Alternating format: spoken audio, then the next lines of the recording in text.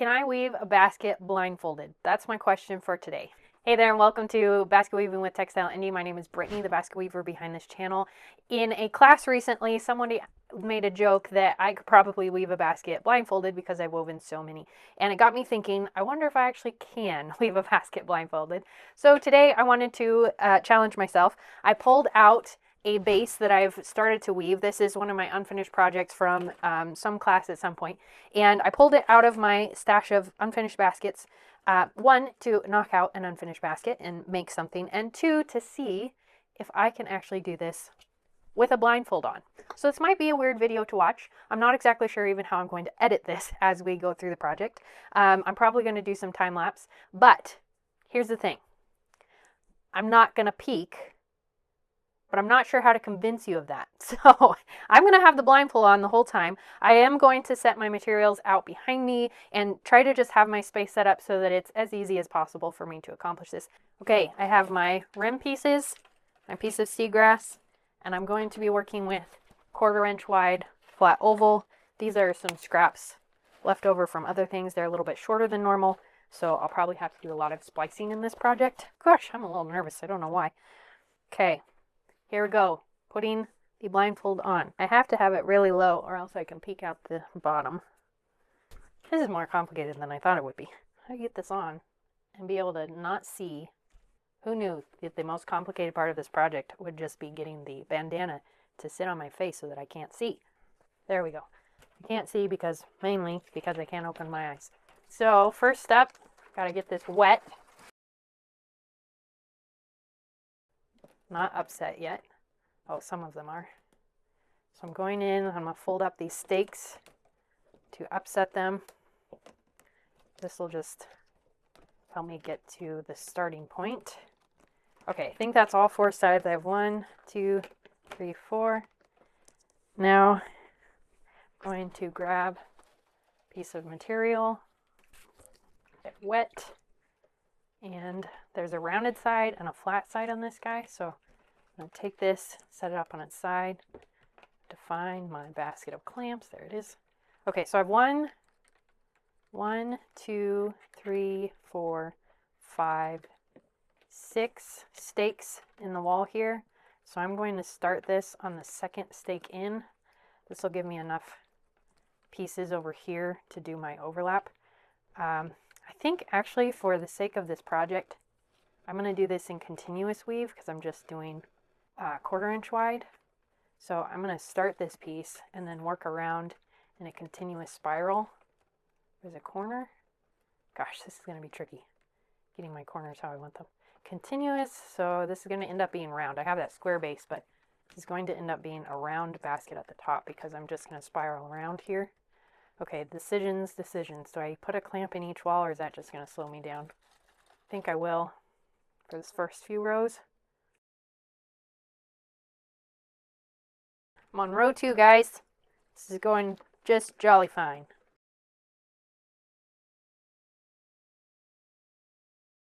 This is a good challenge because, you know, it tests your ability to feel what you're doing. Gosh.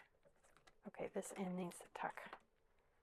I'm getting a little bit claustrophobic, which is kind of silly. Can't tell what my corners are really doing. I think they're going upright, but it's hard to feel that, to tell.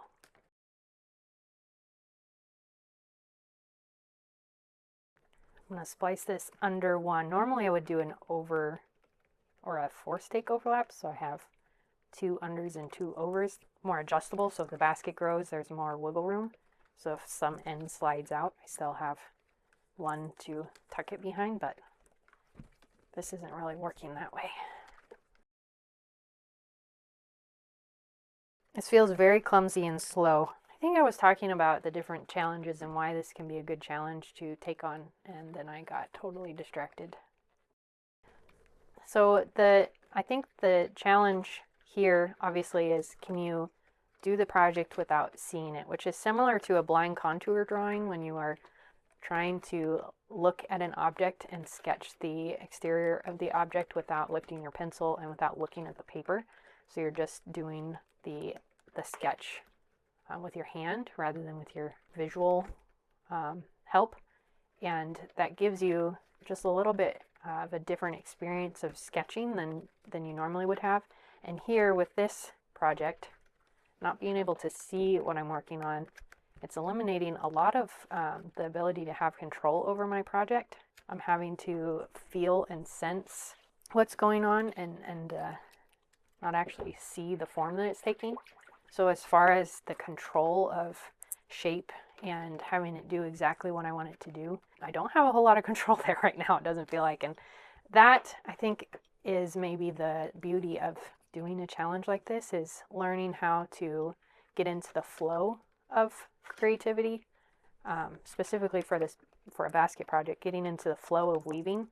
Since I dove right into the walls of this basket, which is just a continuous over-under pattern, there's a lot of just being able to get into a rhythm, into flow state, if you will, and see what happens.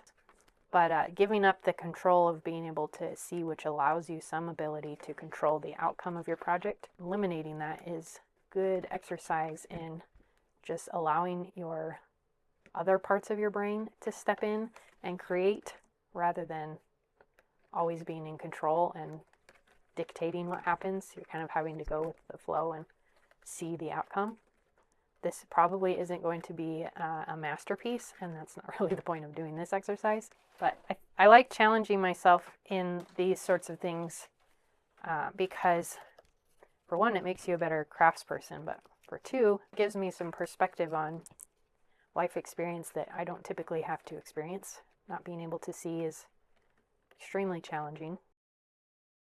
And I think there's also some spiritual lesson in not being able to see where you're headed and how things are going. Another challenge I like to do regularly is weaving with my non-dominant hand, weaving right to left instead of left to right. When you weave with your non-dominant hand, at least for me, my left hand is much more awkward than my right hand. That puts me in the position of really having to slow down and think about what I'm doing, and it feels very clunky and uncomfortable. I think I'm pulling in. My stakes are getting too close together. I also find that I weave, whoop, that's not the water bin. Where's the water bin? There it is. I also weave a lot looser when I weave with my non-dominant hand because I don't have as much control.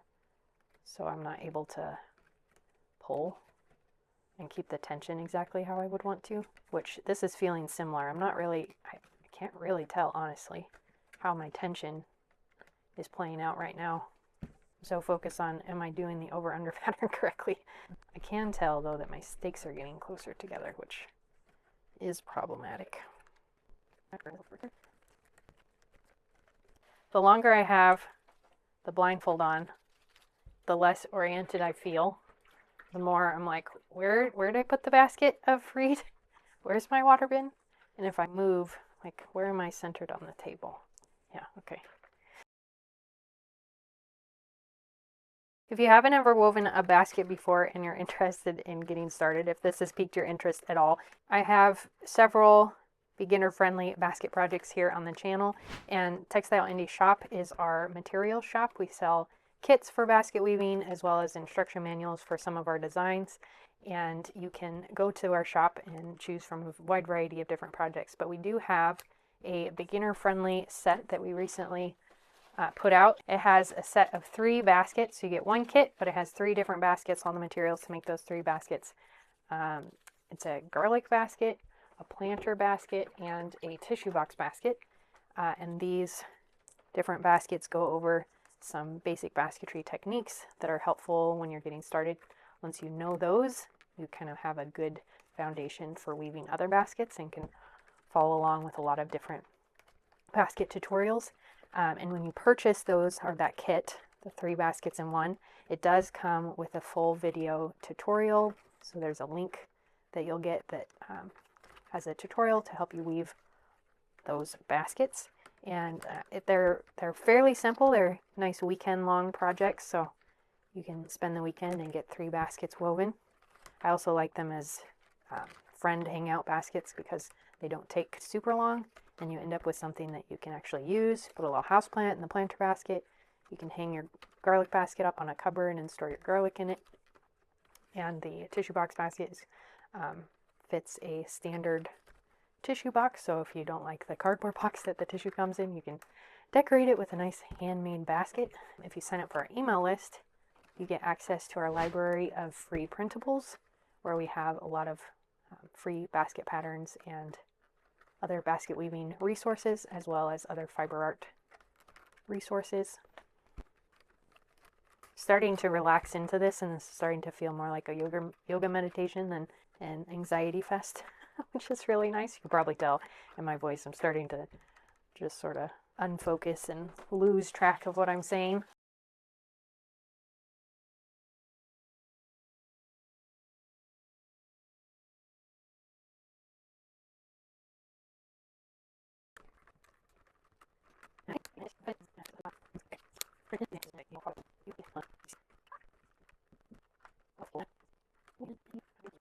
I always do the rim with these plastic clamps on my baskets, for one thing because they have this space here that has a nice opening that fits around the rim without creating a divot.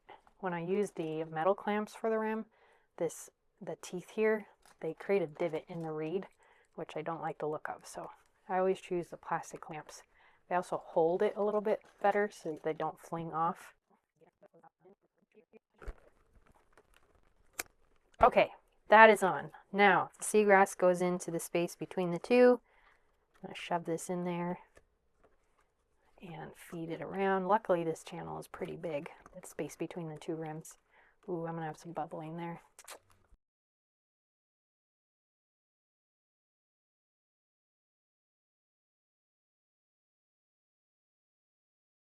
Here's my lump. Seems like my seagrass is going to be too long too. Or I cut it in the wrong spot. My end is completely shredded. And then into the inner rim and pull down. And feels pretty good. I cut these to length. The rim staying on, so I got it into the holes. Maybe not here. We'll see. I haven't taken my blindfold off this entire time. You may not believe me. Probably won't, because there's a lot of weird stuff on the internet, and I could be lying. I'm not, but I'm going to take my blindfold off and see how this came into being. It's going to be bright. Oh gosh, it's bright. Whew, that's like what? An hour and a half? My mascara is all down my face. Yep. Pardon. Whew, I made a mess. Wow. That's actually pretty decent for a blindfold basket. Yeah, not too shabby there. Definitely have some ratty reed here and my ends poking out a little bit on my cut and tuck. But overall, I have some bloopers on my over 2. Yep, there again. A little bit of a ditty there. Just overlapped too many times. Or didn't do the over 2 in the right spot. Pretty decent at the beginning at least. Hey, I'm fairly pleased with that. I'm going to go wipe my face off and get my mascara fixed. Well, as far as an experiment of whether I could weave a basket blindfolded, I'd say I did a fairly good job of making a basket that looks like a basket. As far as an exercise in creativity and putting myself in discomfort, it was surprisingly uncomfortable. Not that the blindfold was uncomfortable because I had my eyes closed underneath, but the whole concept, when I put it on, I started hearing sounds in the studio like, what's that? I've been reading way too many murder mysteries. And that kind of disorientation of not being able to see the sounds, not being able to like see my environment, I hadn't really thought about. I was mostly thinking about the project itself when I started, but really started thinking about kind of my space and environment and comfortability with not being able to see as I got going. It was pretty fun to experiment with that. I'm pretty pleased with the outcome. I invite you to pursue some sort of creative challenge in your work, whether you're weaving baskets, painting, sketching, dancing, whatever your creative outlet is. I think pushing yourself out of comfort zone can really kind of push your ability or strengthen your ability to be creative and strengthen your skills. This, I think, was a good challenge for me to see if my fingers knew the skill as much as my brain knows the skill, and it seems like they do a pretty good job, so that's encouraging. Any sort of thing that challenges your senses, challenges your ability to do your craft, I think just strengthens your ability to do that craft even better. If you want a guided kind of challenge in creativity, we have the daily creative practice ebook on our website. So sign up for our email list. You'll get access to the VIP library of printables on our website, and you can download the ebook. And it goes through 30 days of developing a daily creative practice, which is 5 to 15 minutes of creative time that you spend every day working on something that doesn't have to have a specific outcome. So whether that's working on a basket project and just weaving a few rows, or learning a new skill, knitting something, whatever your medium of choice is for creativity, you could write a few pages or even sentences, maybe just words. Keeping it small and tangible, something that you can be consistent with, and building that creative practice so that you gain momentum and focus on the process rather than just product. Products are great, but the process is really where character and creativity is built. So if you want the Your Daily Creative Practice ebook, sign up for the email update list below. And thanks for joining me in this challenge. It was fun to do it along with you, and I hope to see you in another video. Until then, happy making. See you later. Bye.